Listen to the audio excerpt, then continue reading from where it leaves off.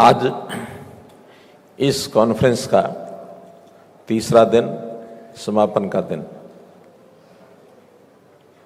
या तो आपने द्वार खोलने के लिए बुलाया था या आज उसका द्वार बंद करने के लिए बुलाया।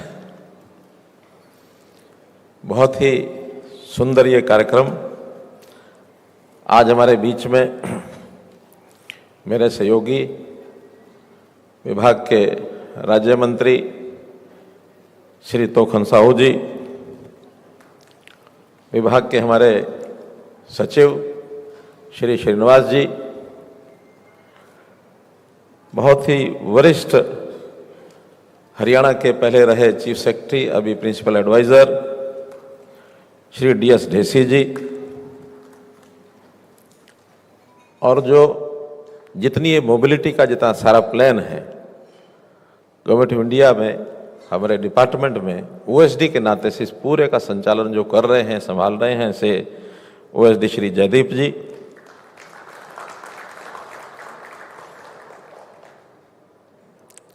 क्षमा करना हमारे बीच में दो राज्यों के हमारे मंत्री भी हैं। राजस्थान से पधारे शहरी विकास के मंत्री श्री जब्बर सिंह खरा जी and Honorable Minister for Transport and Electricity Department, Government of Tamil Nadu, Shri SS Shiv Shankar ji, Haryana के additional chief secretary town and country planning Shri Apurva Kumar Singh ji, managing director Gurugram metro rail, जहां हम बैठे हैं तो यहाँ का जो मेट्रो रेल का जो जाल है बहुत जल्दी ये पूरा होने वाला, स्टार्ट हो चुका है। ऐसे इसके MD श्री चंद्रशेखर खरे जी, अन्य सभी अधिकारीगण, विशिष्ट अतिथिगण, इस कॉन्फ्रेंस में भागीदार सभी सज्जनवृंद,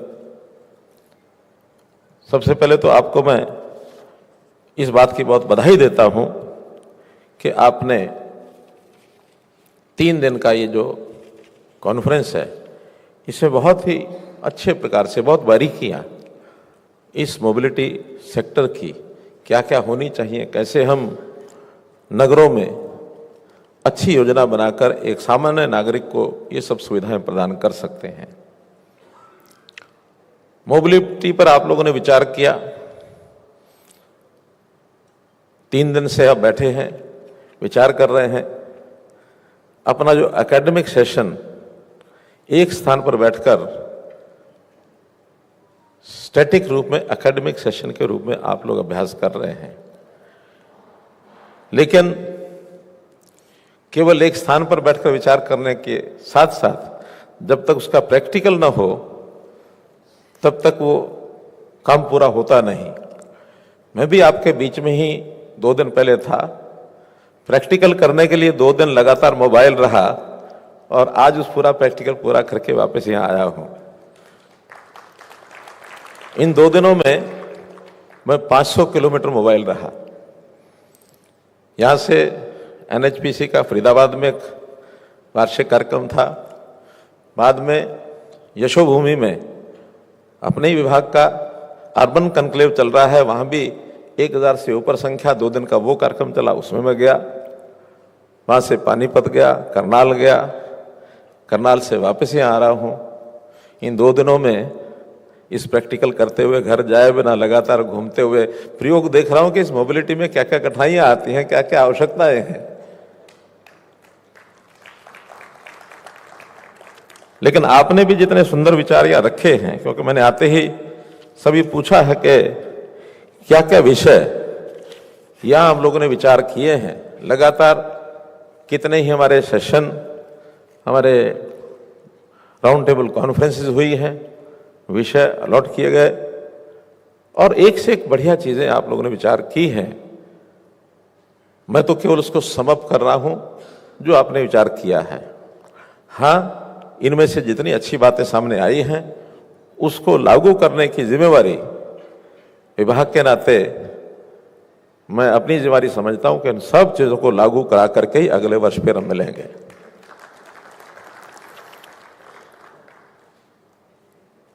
जिस प्रकार से विचारा कि हम मेट्रो के साथ ई व्हीकल्स इसकी संख्या बढ़ाई जाए, और उसमें जो चैलेंज है वो है इंफ्रास्ट्रक्चर का।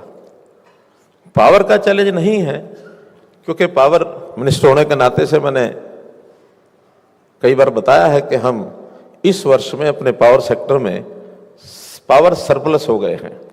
We are not power deficient, we are not only power sufficient, बल्कि वी आर सरप्लस वन।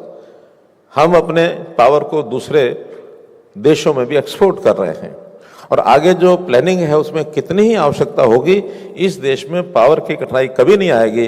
हाँ, इंफ्रास्ट्रक्चर के लिए हमको सबको प्रयत्न करना पड़ेगा, चार्जिंग स्टेशन बनाने पड़ेंगे, इसमें पीपीपी मॉडल पर भी बनेंगे, सरकार की ओर से भी बनेंगे। तो इस विषय को जरूर एक विचार करने की बात है, इसको आगे बढ़ाएंगे। इसी में चार्जिंग में जो हमारे चार्जिंग स्टेशंस हैं, टाइम बहुत लगता है। टेक्नोलॉजी यूएस में टेस्ला ने जो शुरू की है, सुपर चार्जर बनाए हैं, बहुत जल्दी 30-40 सेकंड में हमारी ट्रेन यानी मेट्रो का सारी चार्जिंग एक दो स्टेशन को पार करने के बाद हो जाती है।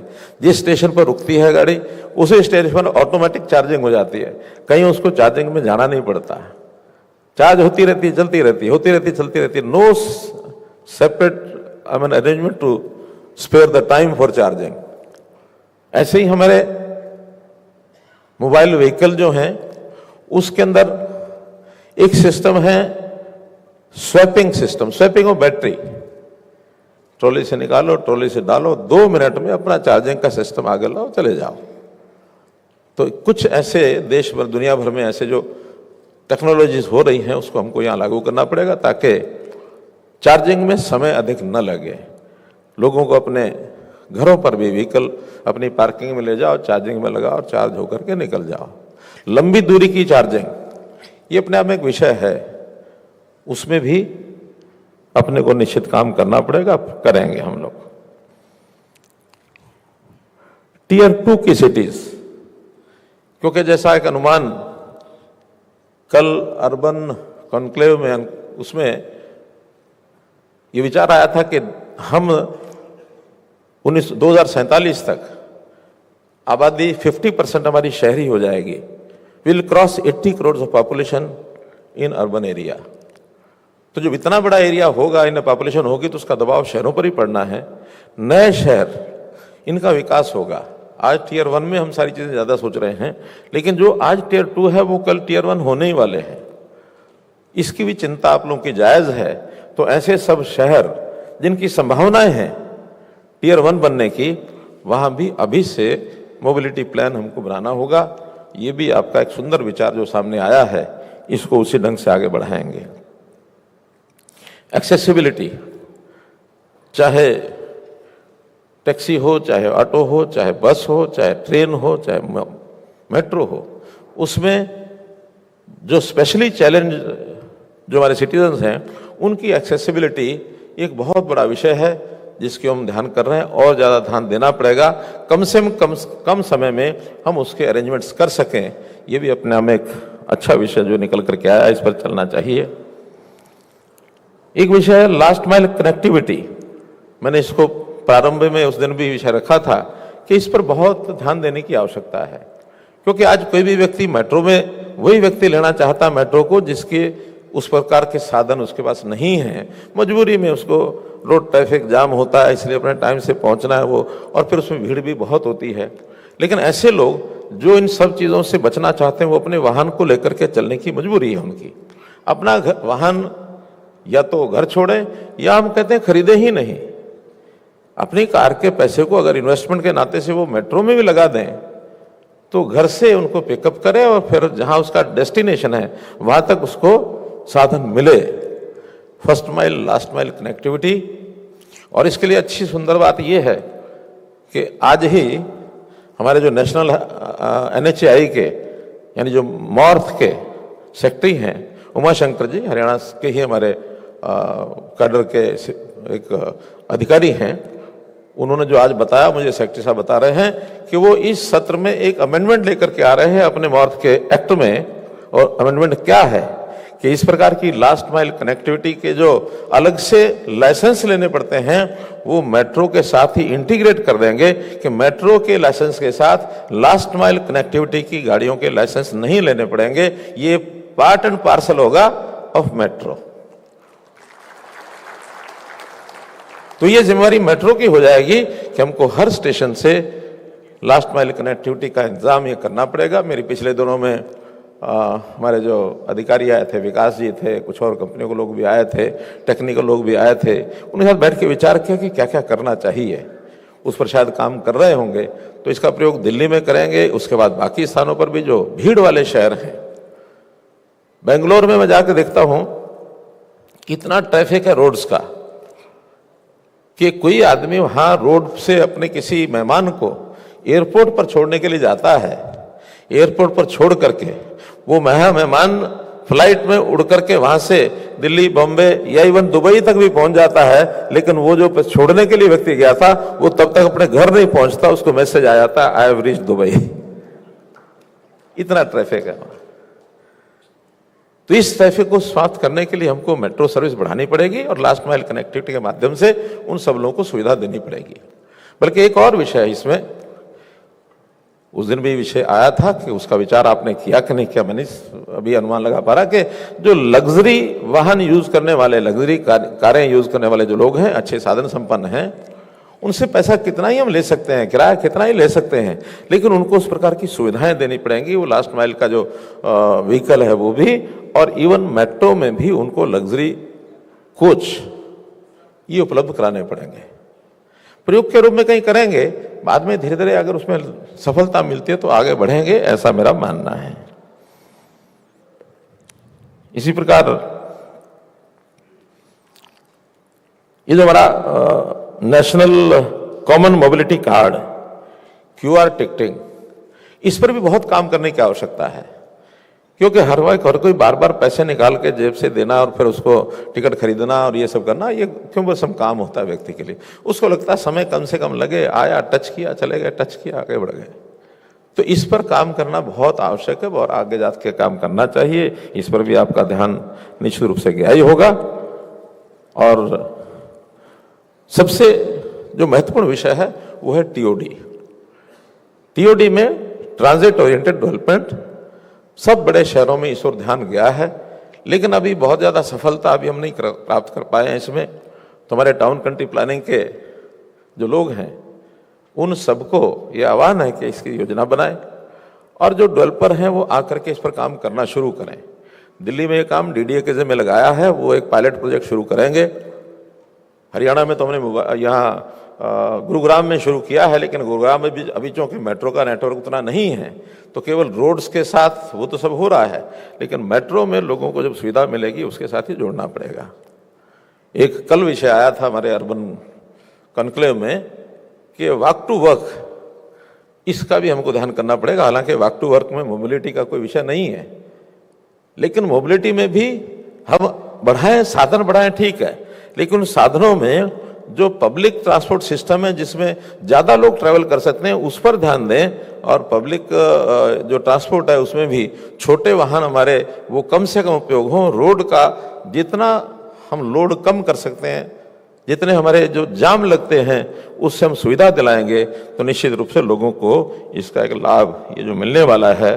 तो कुल मिलाकर आप लोगों ने जो विचार किया है, आज नई बातें तो करने की आवश्यकता नहीं है, जो कि औपचारिक रूप से एक समापन करना होता है। तो आज आप लोग यहाँ आए और 3 दिन तक आप यहाँ रुके, गुरुग्राम में एक स्थान होने के नाते, वैसे तो ये हमारे पूर्व कुमार सिंह जी ने सब कह दिया, बात कह दी है, तो भी थोड़ी सी जिम्मेवारी मेरी बनती है कि मैं चूँकि इस हरियाणा में 10 साल सीएम के नाते रहा हूँ, गुरुग्राम के अंदर जो व्यवस्थाएं हैं उसमें कहीं छोटी मोटी अगर चूक रह गई होगी तो उसको निश्चित रूप से आप भूल जाना और कोई महसूस न करना।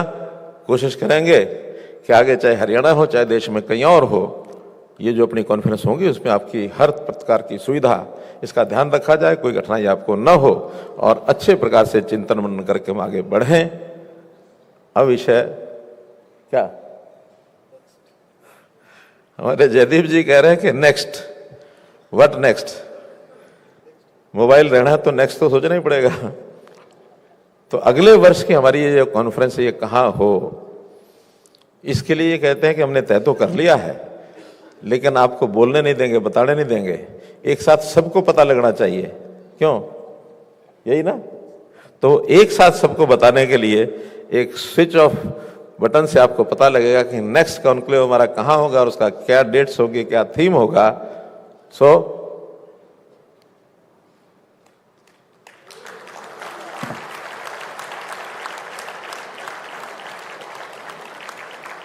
Conference and Expo 2026, Urban Accessibility and Livability in Digital Age, venue Bhubaneswar, Odisha, dates 23rd to 25th October 2026। ये इस सूचना के साथ मैं आशा करता हूं कि हम सब लोग इसमें एक विषय और थोड़ा जानकारी के लिए बता रहा हूं कि इस विषय के अलावा भी कुछ विषय और जोड़े जाएंगे, क्योंकि अभी इस कॉन्क्लेव को करते हुए में कई साल हो गए हैं। कुछ विषय ऐसे हैं जिनको कंबाइन करके विचार करेंगे, नए विषय भी इसमें अर्बन जो हमारा सारा मिशन है, तो अर्बन मिशन के नाते से और जुड़े विषय भी इसमें जुड़ेंगे ताकि एक साथ बैठ करके विचार कर सकें। बहुत बहुत धन्यवाद।